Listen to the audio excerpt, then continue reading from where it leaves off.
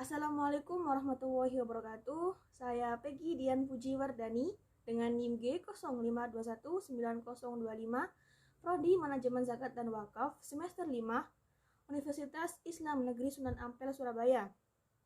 Di sini saya akan menjelaskan dan juga memaparkan hasil dari wawancara saya kemarin kepada LWP NU Kabupaten Gresik. Dan sekarang yang akan saya ulas yaitu mengenai tentang aspek hukum pada LWP NU Kabupaten Gresik. Langsung saja, pembahasan yang akan saya bahas pada kali ini yaitu yang pertama tentang pengertian dan juga unsur wakaf, kemudian perkembangan hukum wakaf, selanjutnya pelaksanaan wakaf, BWI, nadir wakaf, dan juga yang terakhir adalah wakaf tunai. Yang pertama yaitu tentang pengertian dan juga unsur wakaf. Dari pengertian wakaf adalah perbuatan hukum wakif atau orang wakaf untuk memisahkan dan juga menyerahkan sebagian hartanya baik secara permanen atau untuk jangka waktu tertentu. Wakaf juga merupakan perbuatan hukum yang tentunya memiliki unsur-unsur dan dasar hukum dalam menjalankannya. Wakaf adalah amalan yang luar biasa. Wakaf termasuk sedekah jariah, yang dimana tidak putus pahalanya selama terus memberikan manfaat untuk banyak orang. Kata wakaf juga berasal dari bahasa Arab yaitu wakofa, maksudnya adalah menahan dan juga berhenti, diam di tempat atau tetap berdiri. Para fikih berpendapat hukum wakaf adalah mandub, yaitu mustajab, maksudnya suatu perbuatan yang diberi pahala bagi pelakunya, tetapi tidak dijatuhi sanksi bagi yang meninggalkannya. Sumber masyru' yaitu legitimasi, wakaf, dan sejarahnya dalam Islam adalah Al-Quran, Sunnah, dan respon sahabat-sahabat Nabi Muhammad SAW. Kemudian yaitu unsur wakaf. Berikut ini termasuk dari ulasan mengenai unsur wakaf. Kembali sedikit pada pengertian wakaf yang di atas, yaitu amalan yang sangat luar biasa. Kemudian di sini dalam Undang-Undang Nomor 41 Tahun 2004 tentang wakaf, itu unsur wakaf ada 6. Yang pertama yaitu wakif, adalah pihak yang mewakafkan hartanya. Kemudian yang kedua nadir, yaitu pengelola harta wakaf. Yang ketiga yaitu harta wakaf, peruntukan, akad wakaf, dan jangka waktu wakaf. Wakif atau pihak yang mewakafkan hartanya bila perseorang, badan hukum, maupun organisasi. Jika perseorangan ia boleh saja bukan muslim, karena tujuan disyariatkannya wakaf adalah untuk memajukan kesejahteraan umum, dan orang non-muslim tidak dilarang berbuat kebajikan. Syarat bagi wakif adalah balih dan berakal. Jadi pada lembaga LPWNU Kabupaten Gresik ini belum ada harta wakaf yang tidak bisa dimanfaatkan bagi lagi, karena pada LPWNU Kabupaten Gresik masih menetapkan wakaf tidak bergerak saja dan belum menerapkan wakaf bergerak, dan juga masih belum ada program-program unggulan pada LPWNU Kabupaten Gresik. Yang kedua yaitu tentang perkembangan hukum wakaf.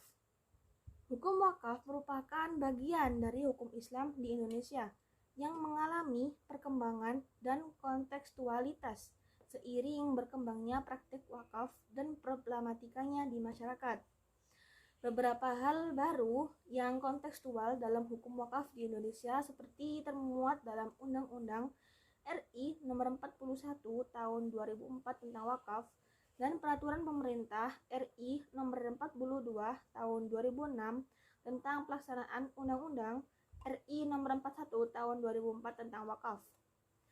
Perbedaan antara wakaf dahulu dan juga wakaf sekarang itu beda jauh. Kalau dulu itu justru sebelum adanya Undang-Undang RI Nomor 41 Tahun 2004 tentang wakaf, banyak harta wakaf yang hilang, sehingga para itu nadir bingung untuk mencari siapa wakif tersebut.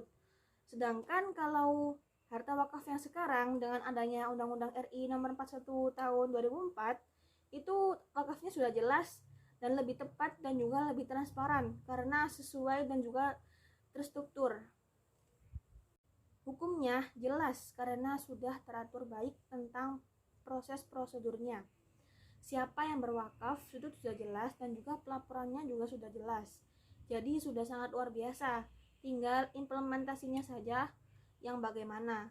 Kalau dulu wakif hanya diberikan harta wakafnya kepada para kiai atau ulama, dan yang menjadi nadirnya juga para kiai itu sendiri, dan sekarang juga masih ada yang seperti itu.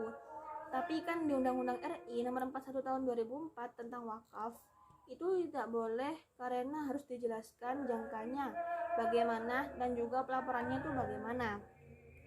Kemudian hukum mewakafkan tanah waris yang sudah bersertifikat maka harus disertakan kepada ahli warisnya dahulu, dan yang mewakifkan adalah ahli waris yang ditunjuk.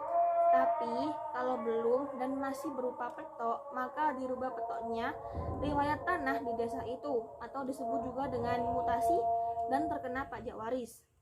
Selanjutnya yaitu kendala yang biasanya dihadapi dalam pengolahan wakaf, yaitu kendala dari faktor modal dan juga faktor alam. Jadi bisa bagus atau tidaknya itu tergantung dari dua faktor tadi, yaitu faktor modal dan juga faktor alam. Yang ketiga yaitu tentang pelaksanaan wakaf. Wakaf ada yang bergerak dan tidak bergerak. Selain itu, harta wakaf bisa dibedakan di beberapa, yaitu ada yang selamanya dan juga ada yang berjangka. Jadi, semisal kalau ada yang mau mengeluarkan wakaf berjangka, siapa yang mengeluarkan sertifikat atau akta ikrarnya? Atau juga bagaimana orang yang mau mewakafkan sebidang tanahnya dengan berjangka itu? Dan juga bagaimana cara penulisan sertifikatnya dan jiwa yang wakaf bergerak maupun bikin aktenya itu bagaimana. Jadi di sini dijelaskan lagi yaitu tentang urgensi wakaf di Indonesia itu sangat luar biasa.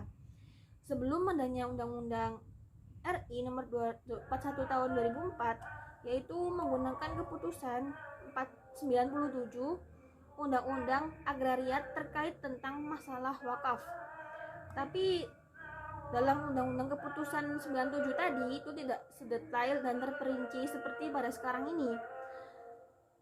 Dengan meningkatkan kepercayaan bahwa lembaga ini itu sudah terstruktur dalam suatu perkumpulan, bukan perserikatan, dan tunduk pada undang-undang perkumpulan, bukan organisasi. Dan jika kita ingin memahami nadir NU ini yang terstruktur dan terkumpul dari pusat, wilayah, cabang, PC, PWC, ranting, dan juga anak ranting. Selanjutnya yaitu kendala selama pengolahan wakaf tersebut, yaitu ada kendala dari faktor modal dan juga faktor alam. Pengolahan dan pengembangan ini sesuai dengan akta ikrar. Selama ini belum ada wakaf produktif di Gresik yang seperti pom bensin, tapi yang ada hanya berupa sawah dan juga tambak. Kemudian itu dikelola dan hasilnya itu masuk pada lembaga LWPNU Kabupaten Gresik sendiri. Selanjutnya yaitu yang keempat ada BWI, Badan Wakaf Indonesia.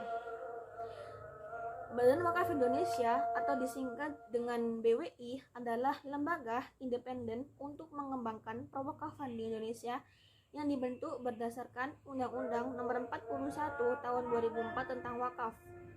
Berkedudukan di ibu kota Indonesia, Jakarta, dan mempunyai cabang di provinsi atau kabupaten kota.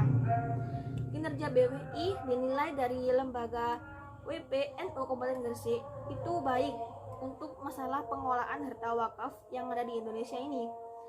Dalam pengesahan nadir itu juga dari BWI, tapi tidak langsung juga karena masih melewati KUA kalau dari tingkat kecamatannya. Kemudian pada pengurus MWC yang merapatkan siapa yang menjadi nadir pada wakaf ini, jadi pihak KUA itu hanya mengesahkan kalau sudah dapat kesepakatan dari BWI. Nah, NU itu sudah dikonsepkan dari dahulu dari Hadratus Syekh Hashim Asy'ari yang berhak membatalkan harta wakaf itu adalah pengadilan, bukan dari nadir sendiri. Tetapi kalau merubah posisi pelaksanaan nadir itu bukan wakafnya tapi nadirnya. Jadi harus sesuai dengan konsep yang sudah ditentukan oleh BWI.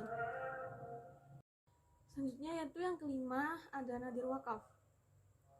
Nadir tidak ada yang bersertifikasi, tapi nadir itu namanya adalah pengesahan, dan paling rendah itu pada tingkat kecamatan, karena dalam satu kecamatan itu hanya ada satu pengesahan nadir. Kemudian nadir itu walaupun namanya nadir PBNU, pusat tetap pelaksanaannya itu dengan warga NU setempat. Seperti contoh ada bangunan masjid, kemudian mereka membutuhkan nadir, maka mereka itu mengadakan semacam perkumpulan untuk menentukan siapa nadir tersebut.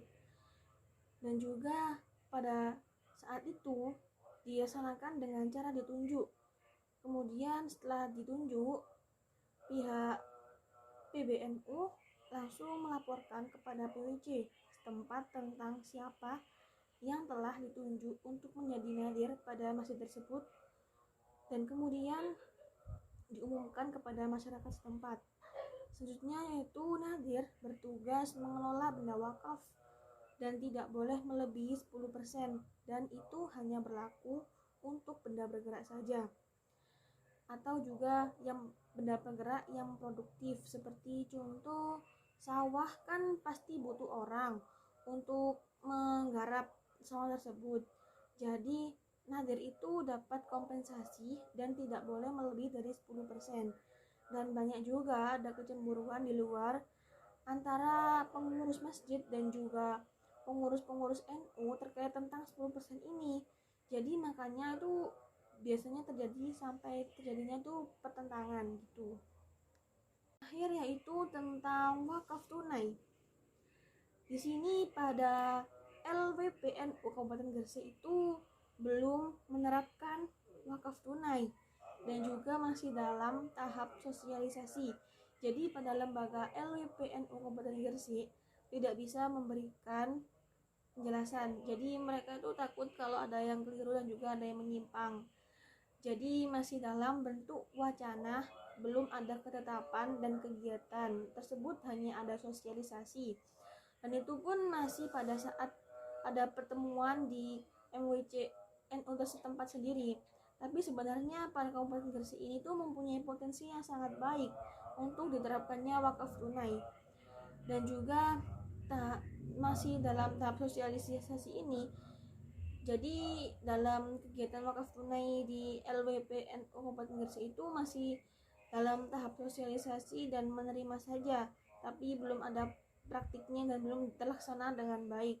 Karena itu katanya itu masih agak ribet dan masih perlu juga mendapatkan izin dari LKS, yaitu Lembaga Keuangan Syariah. Sekian pemaparan dari hasil wawancara saya pada LWPNU Kabupaten Gresik. Sakitu wae, hatur nuwun, semoga bermanfaat. Terima kasih banyak. Assalamualaikum warahmatullahi wabarakatuh.